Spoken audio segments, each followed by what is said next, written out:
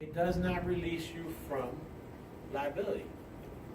If that person does not perform, the assigner is still on the hook.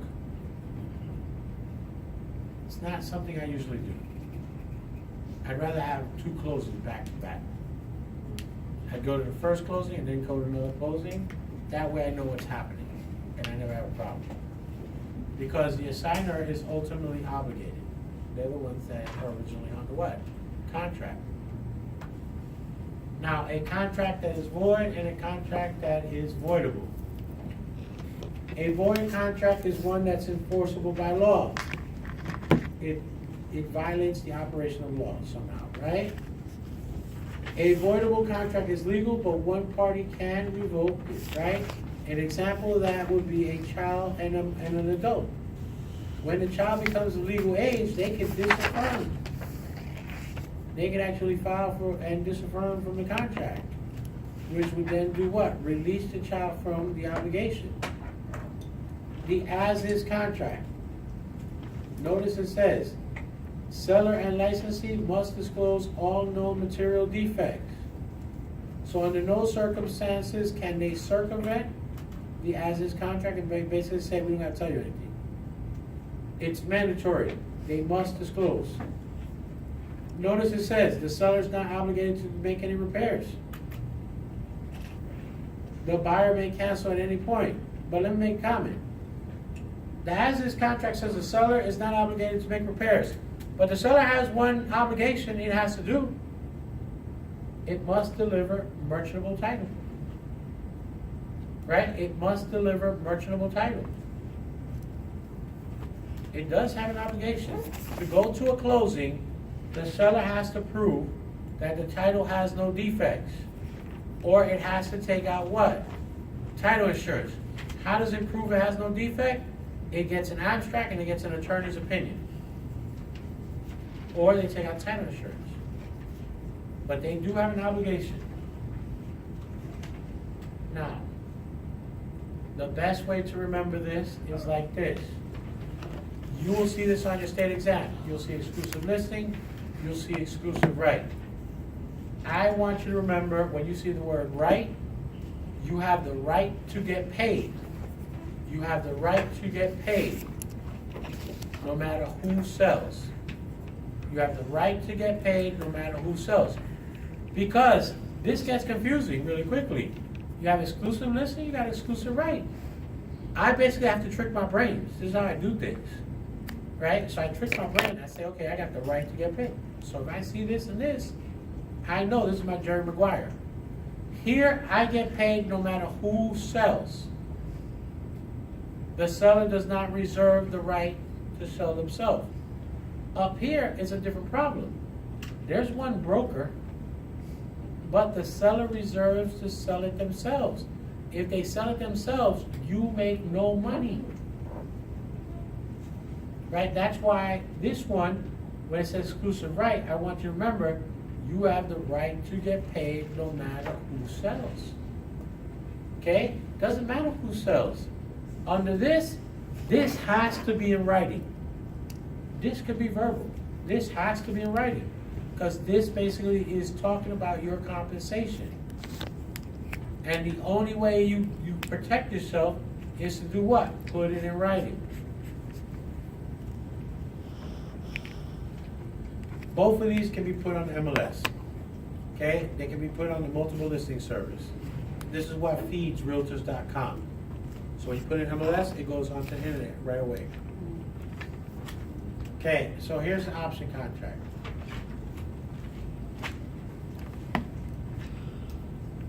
An option contract is an agreement to keep an offer to sell or lease a property open for a specific time and price. It's a unilateral contract, must be in writing to be enforced because it falls under statute of fraud. Notice it says, now it doesn't say, but it must have substantial consideration. It's going to be valuable. This cannot be refundable 100%. Now, in the real world, this is never refunded. Because once I take it off the market, if you give me consideration, I'm in an option contract, this becomes hard money. That's my money. And it's not part of the purchase price. That's a plus to the purchase price. Okay, because if it was part of the purchase price, technically that's just called a what then? Deposit. And doesn't work. The optionor is the owner is bound to keep the property available. The optionee has the right, but not the obligation to buy or lease. I can sue this person if they try to sell it before the time period. You can't sue me if I decide not to do anything, because I paid you consideration. Assignable unless prohibited by law. Now, we got, anytime you see contract for deed, it means the same as an installment sale contract. Okay, just make sure. Installment sale contract. Okay, this is a financing device in the state of Florida. You cannot buy your house this way. The operative word is land. This is a land sale. This is for non-residential, it's a land sale. It's an agreement between the buyer and the seller. The seller will hold the title. The buyer gets possession of the property and they can use it. They get something called equitable title. Somewhere in the future, once they pay this thing off, they'll be able to do what? Get the title. So make sure you remember that this is for land sales. Because one of the other names is called land contract. Okay, this is strictly for land contract. The seller will hold the title. This is the only time you don't own the property.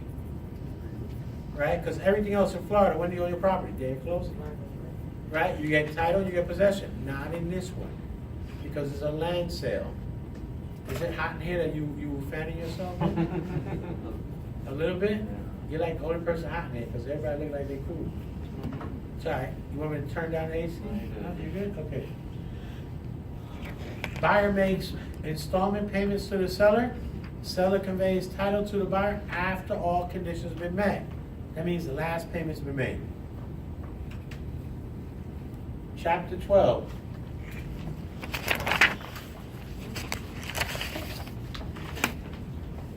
In the state of Florida, we are a lien theory state. You own your property on the day of closing. Okay? When your loan is paid off, you will receive something called a satisfaction mortgage, sometimes called a letter of satisfaction. This needs to be recorded to offset the lien. Everybody good with that? Yes. Okay. The borrower is called the mortgagor, and the lender is called the what? Mortgagee.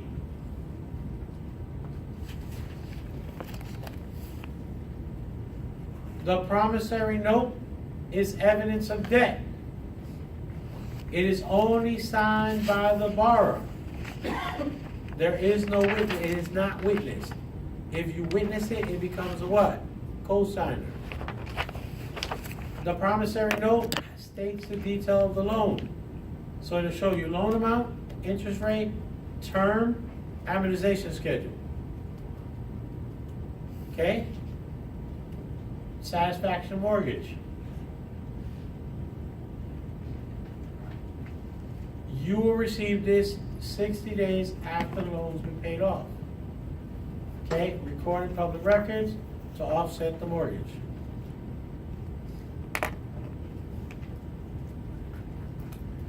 The defeasance clause is the only clause required to be on a loan. The reason is because it shows your performance. Could you imagine you're paying off the loan, 30 years later, you think you made the final payment, and the lender comes back and says, no, you really didn't make off your last payment. You still owe us $35,000 in late fees. Right? So here, because of this clause, every month you get a statement. Your statement shows your loan doing what? Decreasing, right? The escalator clause allows the lender to increase the interest rate. This exculpatory clause, this is a non-recourse loan. What that means is, if they foreclose on me, the bank cannot go after me. Whatever it sells the property for, it's what it gets to satisfy the debt. So I owe them $500,000, and they sell it in auction $350. Guess what? They have to eat the $150,000. Now, if it's got an exculpatory clause, and let's say I owe $500, but it sells for $750, can they keep the difference? No. They always got to give you the excess, right? The surplus. Okay. Loan origination fees and discount points. Whenever, this is what they call prepaid interest. Anytime the borrower has to take out a loan origination fee or pay a discount point, 1 point will be 1%. Whenever we're talking about effective yield, this is effective yield right here. That's going to increase the lender's yield by 1/8%. So here's what you got to do. They're going to give you the loan rate. You say loan rate plus number of points. That's going to equal what? Effective yield. Loan says 5%. They tell you pay 3/8. You pay 3 points. So it's going to be 5 plus 3/8. If they ask you to convert it into decimals, you take your calculator and say 3 divided by 8. So then it would be 5.375. And once you get 8 points, it equals what? 1%. So once you see 8, 1/8, 1/8, 1/8, 1/8, 8 times in a row, that always equals 1%. Okay? Equal Credit Opportunity Act. Everybody got it? Okay. Equal Credit Opportunity Act. I am prohibited from discriminating based on color, race, color, religious, sex, national origin, age, marital status, and receipt of income and public assistance, only in America. As Don King would say, you're on welfare and you got a black American Express card. Okay. So whenever they talk about equal credit opportunity, we're talking about discriminating based on finance, right? Can't be race, color, religion, sex, national origin, marital status, receipt of public income. Okay, redlining is illegal. They're talking about qualifying the property, so we're talking about the mortgage underwriting process. Under the mortgage underwriting process, the first thing that the mortgage underwriter has to do is look at the physical property and look at the appraisal and see if the market value is sufficient or suffice to give you the what? Loan. Because that property is going to serve as what? Collateral. We don't take into consideration the geographical area, the age of the property, the income of the residents in the area, or the racial composition of the area. If I did any of this, I'm practicing redline, which is prohibited by federal law. Okay? You've got to remember the ratios. Anybody taking a state exam tomorrow, this is being tested very frequently. Housing expense ratio. That's principal, interest, tax, and insurance divided by gross monthly income. You're going to need to remember 28, 31, and 0. If you have a calculator, one of those quals, qual 1 is there, qual 2 is here. You cannot exceed these limits. Now, this is what they call a front-end ratio. This is what they call the back-end ratio.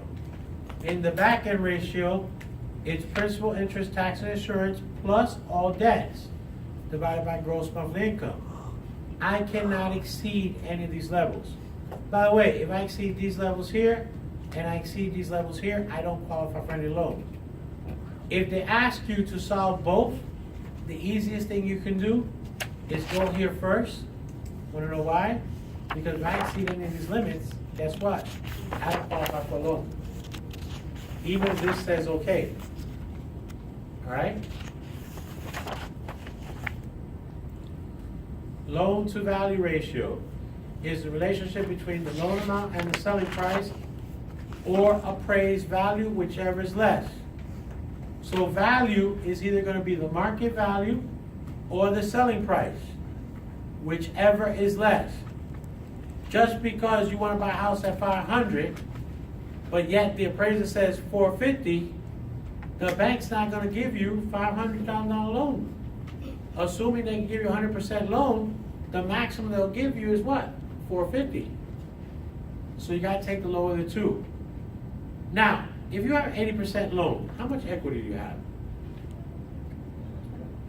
20%, everybody, pay attention. If you have an LTV and it says you got 80, the LTV means that's your loan debt. How much equity you got on the property? 20%. If this says 75%, how much equity you got on the property? 25. Right? The lender knows by looking at the LTV how much money they're gonna lend you, and it also tells them whether you need to carry PMI. This is more important for purchase for conventional loans, because in a conventional loan, if it's higher than 80%, you have to pay something called private mortgage insurance. This is not a big issue for an FHA loan. Why? Because an FHA loan, you have to pay mortgage insurance premium for the life of the loan. Right? So here, it's more important for conventional loans. Equity redemption basically means you have the right to show up to the courthouse, pay back any mortgage payments, pay back the mortgage payments, pay interest and accrued costs, and can be redeemed up to the moment of foreclosure. A foreclosure means they foreclose on the property. Once they say sold, you're dead in the water. Now, if there's any surplus, the money has to go back to the mortgagor, not the mortgagee. It's not up here, but let's talk about the right to reinstate. Under the right to reinstate, that's a clause in your mortgage. If you fall behind on your mortgage, you can catch it up, pay any late penalties and this and that, before they physically do what? Foreclose. Chapter 13.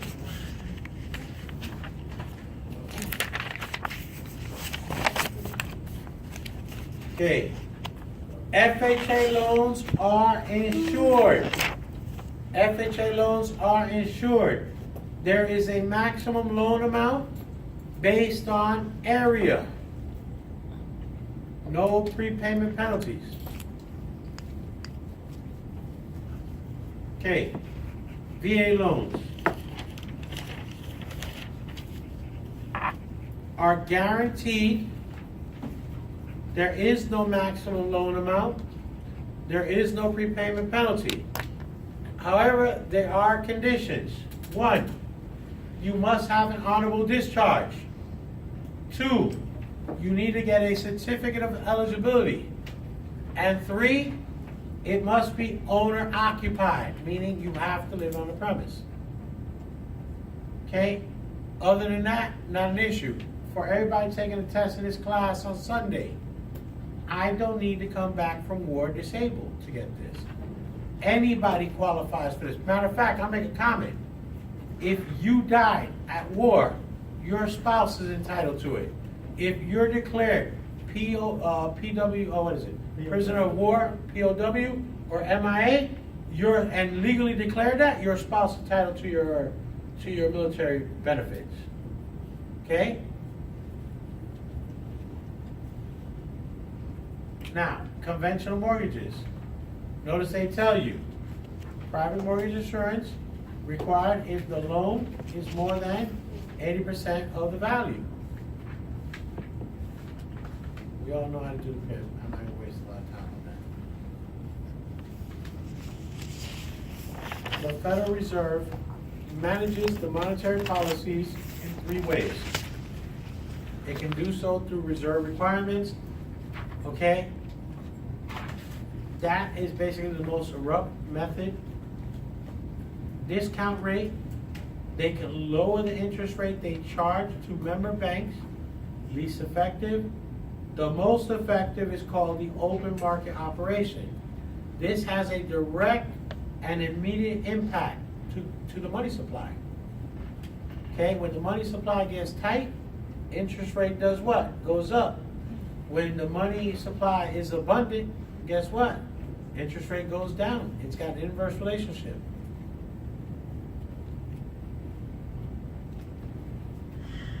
Life insurance companies are known to have large sums of money, and because people tend to die, they have to find a way to make money off this money. They will invest it in apartment buildings, shopping center, office buildings, hotels, etc. Okay? These life insurance companies are not federally regulated. They're regulated by the state. The Fed has been trying to get their hands on them forever. Secondary market, Ginnie Mae, Freddie Mac, Fannie Mae. They purchase loans. They don't make loans. Their primary purpose is to keep the primary market liquid. Their job is to keep the primary market liquid. Because if this didn't exist, the primary market would run out of money. And they would be knocking on your door saying what? Your 30-year loan is now called on. We want all payments today. Primary lenders make their money by doing the following. Loan origination fees. They pay points. Right? And they service the loans for secondary market. This is how they make their money. Everybody good with that? Okay, let me give you a couple of examples. If you get a question and they tell you all of the following are in the secondary market, except for, well, you gotta know Fannie Mae, Freddie Mac, Ginnie Mae. Anything else would be what doesn't belong there. If you get something that says all of the following are in the primary market except for, and you see any of these three, this don't belong there, right? Can you repeat that? What? Can I repeat it? Okay, this is secondary market. I got it. They don't lend money. They don't lend money, they buy loans. Okay.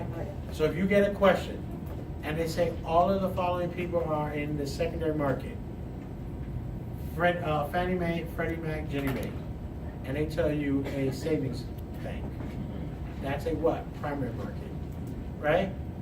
If you see another question that says all of the following are primary lenders except for, so they can tell you a REIT, they can tell you a mortgage banker, they can tell you a conventional, and then they show you Fannie Mae. What do you take as the answer? Fannie Mae, because that's secondary market. You have to know the difference between what's primary and what's second, okay? Now, I need you to pay close attention. RESPA is a financing disclosure. RESPA is a financing disclosure. You should not see any housing disclosures in here, like radon, FERPTA, lead-based paint, right? You should not see anything like that. Now, what is RESPA? That is the Real Estate Settlement Procedure Act. I need to give you a loan estimate. So I have to tell you basically what the true cost of the loan is, both in dollars and in percentage. I've got to give you a settlement cost and you booklet. I've got to be able to give you a closing disclosure where everything is transparent. I've got to give you something called a mortgage servicing disclosure statement. This means that the bank can physically do what? Sell your loan and someone else may be servicing it. And then it talks about kickbacks and rebates, whether they're legal or not, okay? Now, Truth in Lending Act. Under the Truth in Lending Act, it's more meaningful information, true cost of the credit, both in dollar and in percentage. So what is it gonna show? I've gotta come to the APR. Annual percent rate is the same thing as effective yield. See, that's always gonna be higher than the interest rate on your loan. That is always higher because banks charge origination fees and banks charge what? Discount points.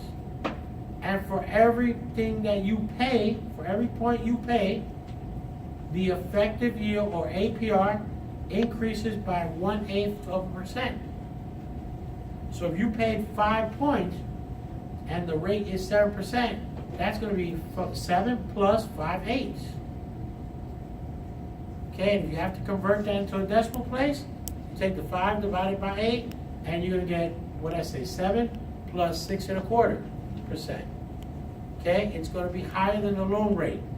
Whenever you see APR or effective yield, it's always higher than the loan rate that's stated there. Okay, triggering terms. When you borrow money, I've got to tell you, or you finance money, right? I've got to tell you the amount or the percentage of down payment. I've got to give you the terms of repayment, and I must give you the annual percent rate. Bottom line. All right, we're going to stop here. It's too much. Phone died, we're done.